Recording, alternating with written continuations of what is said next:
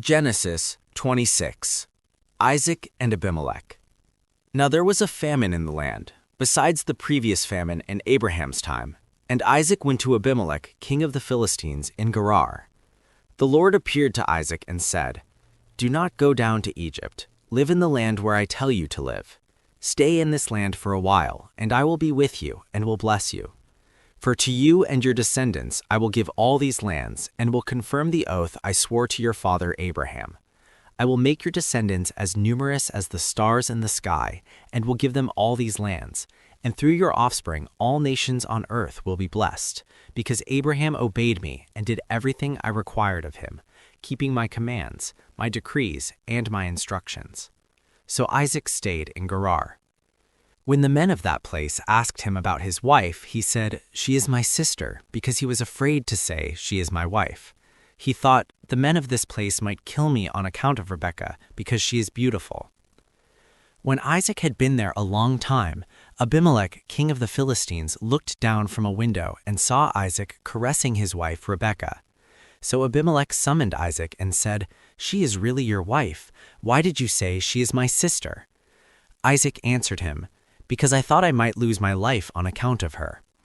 Then Abimelech said, "What is this you have done to us? One of the men might well have slept with your wife, and you would have brought guilt upon us."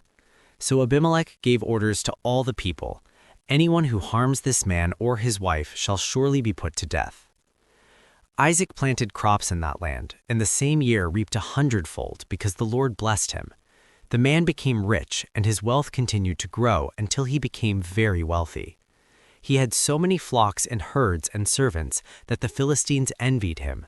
So all the wells that his father's servants had dug in the time of his father Abraham, the Philistines stopped up, filling them with earth. Then Abimelech said to Isaac, "Move away from us. You have become too powerful for us."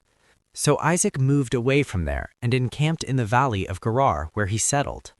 Isaac reopened the wells that had been dug in the time of his father Abraham, which the Philistines had stopped up after Abraham died, and he gave them the same names his father had given them.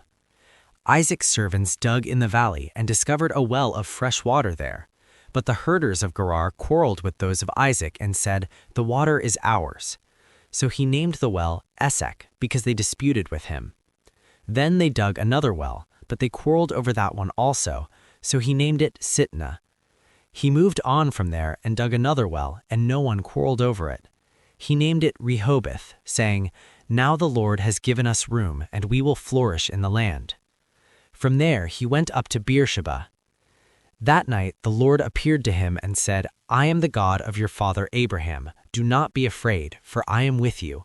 I will bless you and will increase the number of your descendants for the sake of my servant Abraham." Isaac built an altar there and called on the name of the Lord. There he pitched his tent, and there his servants dug a well. Meanwhile, Abimelech had come to him from Gerar with Ahuzath, his personal advisor, and Phicol, the commander of his forces. Isaac asked them, "Why have you come to me, since you were hostile to me and sent me away?" They answered, "We saw clearly that the Lord was with you, so we said, there ought to be a sworn agreement between us and you. Let us make a treaty with you that you will do us no harm, just as we did not harm you, but always treated you well and sent you away peacefully. And now you are blessed by the Lord." Isaac then made a feast for them, and they ate and drank. Early the next morning the men swore an oath to each other. Then Isaac sent them on their way, and they went away peacefully. That day Isaac's servants came and told him about the well they had dug. They said, "We found water." He called it Sheba, and to this day the name of the town has been Beersheba. Jacob takes Esau's blessing. When Esau was 40 years old, he married Judith, daughter of Beri the Hittite, and also Basemoth, daughter of Elon the Hittite. They were a source of grief to Isaac and Rebekah.